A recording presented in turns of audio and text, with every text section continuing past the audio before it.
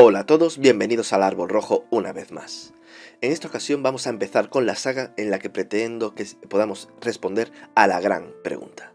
¿Somos el producto de la casualidad, del caos azaroso, o somos el resultado de una intención, de una inteligencia suprema? Es decir, ¿existe Dios? Y vamos a intentar hacerlo desde el punto de vista de la lógica, usando evidencias.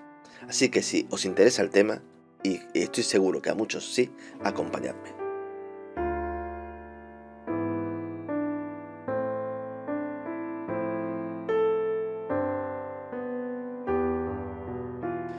Creo que lo primero y más justo y también más razonable para empezar esta saga es hablar de mi postura, mi posición y cómo he llegado hasta aquí. Y al final de este vídeo hablaré de las evidencias que existen para sostener dicha posición. Yo no soy un hombre de fe, nunca he sido y nunca lo seré. Soy un racionalista y no puedo creer en nada que no me haya convencido previamente con pruebas y evidencias que sean poderosas. Os relato brevemente mi proceso de ateo a teísta. A vuelo de pájaro, no voy a contaros mi vida. De niño fui criado pues en la cultura cristiana, pero no se me dio una educación religiosa propiamente dicha. Mis padres no eran de ir a misa ni de hablar de religión, y mis creencias infantiles realmente no son importantes. Más o menos desde que me recuerdo como adolescente era ateo. No puedo precisar la fecha exacta porque simplemente no lo sé. De niño pues creía en Ratoncito Pérez y en esas cosas que descubrí que eran falsas sobre los 7 u 8 años cuando mi hermano mayor, 2 años mayor casi, pues se enteró. Y como decía, desde que me recuerdo pensando y reflexionando sobre estos asuntos, que yo creo que serían sobre los 12 o 13 años, no creía en nada que no viera que tuviese una explicación racional. Y lo que no se entendía, yo pensaba que la respuesta era bien simple, que al igual que los antiguos lo atribuían a dioses, pues todo aquello que no conocían, pues simplemente aquello que desconocíamos ahora no era más que eso, ignorancia temporal que ya se resolvería con el avance de la ciencia y el conocimiento. Esa era mi postura.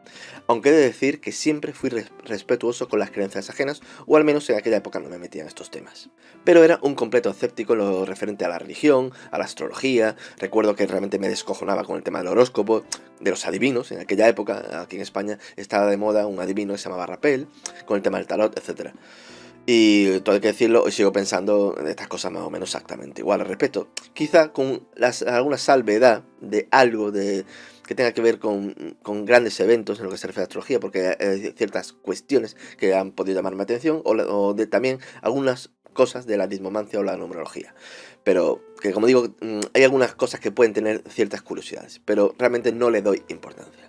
Bien, pues así estaba hasta que sobre los 14 o 15 años ya empecé a leer en cantidad. Yo de niño leí algunas novelas como las de Sandokan, como las de Julio Verne, La llamada de la selva, La conquista de espacios y algunas otras. Pero bueno, ya a partir de esa edad empecé a leer cosas más serias. Empecé a leer ensayos y la verdad es que en bastante cantidad.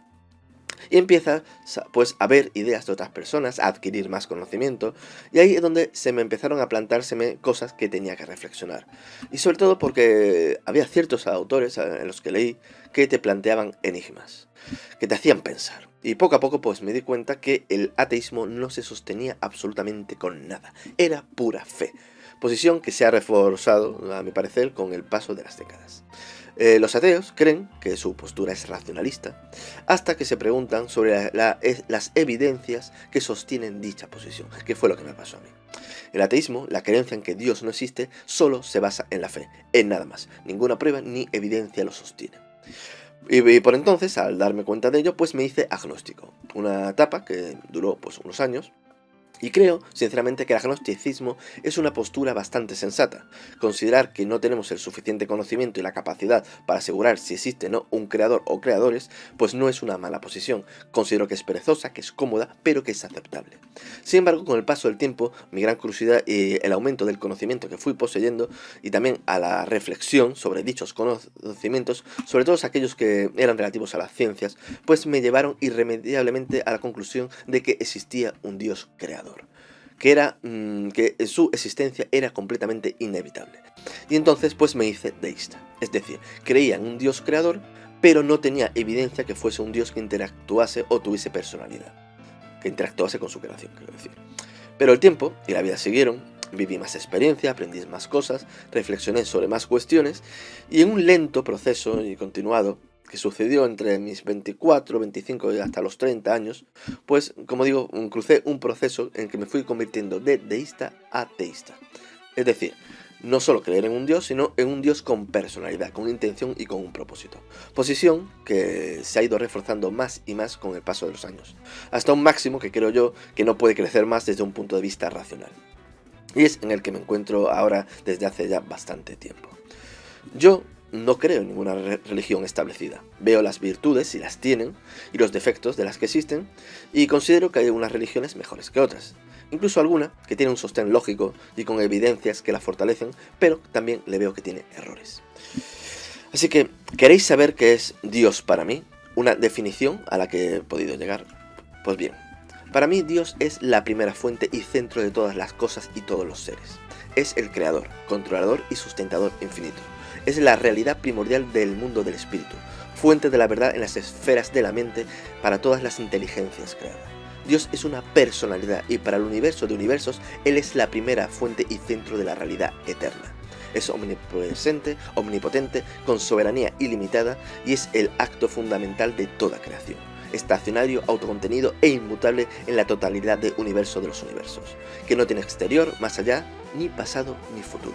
Dios es energía con propósito, espíritu materno creador y voluntad absoluta, y estos atributos serían autoexistentes, universales y absolutamente independientes. Dios no es ni semejante al hombre ni a la máquina. El Padre primero es espíritu universal, amor infinito, verdad primera eterna. Realidad infinita, personalidad paterna, la causa incausada y el último hecho. Esa es mi definición. No se puede explicar en una simple saga de vídeos todas las razones que me han llevado a creer en esa definición, punto por punto, pero sí vamos a ver las evidencias que me han llevado y os pueden llevar a vosotros a poder responder con seguridad la pregunta si existe Dios. Todo aquello en lo que creemos realmente se sostiene de dos maneras, o con evidencias o con fe. Y la inmensa mayoría de las personas no son reflexivas con sus creencias, creen por fe. Los ateos, por ejemplo, creen que Dios no existe exclusivamente por fe, una posición completamente irracional, aunque en su fantasía tienen la ensoñación que su posición es la racional y la científica. Hasta que les pides evidencias, claro. A partir de ahí, lo que encontramos son intentos de evitar la respuesta, usar falacias lógicas o intentar refutar o directamente negar sin pruebas las evidencias deístas. Pero por poner evidencias propias, eso no. Los teístas y los deístas, no obstante, podemos creer también en base a la fe, como hacen la mayoría de los creyentes de las diferentes religiones, pero también podemos creer en base a las evidencias de índole científicas, lógicas y filosóficas, como son, apuntad, van las evidencias, el ajuste fino cosmológico, el ajuste fino biológico terrestre, el principio de causalidad en un universo finito en el tiempo, la imposibilidad azarosa de la biogénesis y la aparición del ADN primordial, la excepcionalidad humana, la ley moral, el principio de inteligencia, el argumento de la necesidad, el argumento de la dependencia, la evidencia de la física cuántica de Amit Goswami, la prueba matemática y lógica de Gödel, la premisa de la materia y energía del profesor Manuel Carreira, la prueba metafísica de la existencia de Dios de Gabriel Guldenmar, el paradigma de la mutación, los eventos anómalos inexplicables y otros. ¿Y queréis conocer todas estas evidencias que demuestran de forma aplastante e inequívoca la existencia de un Dios creador? Pues no os perdáis los próximos vídeos de esta saga.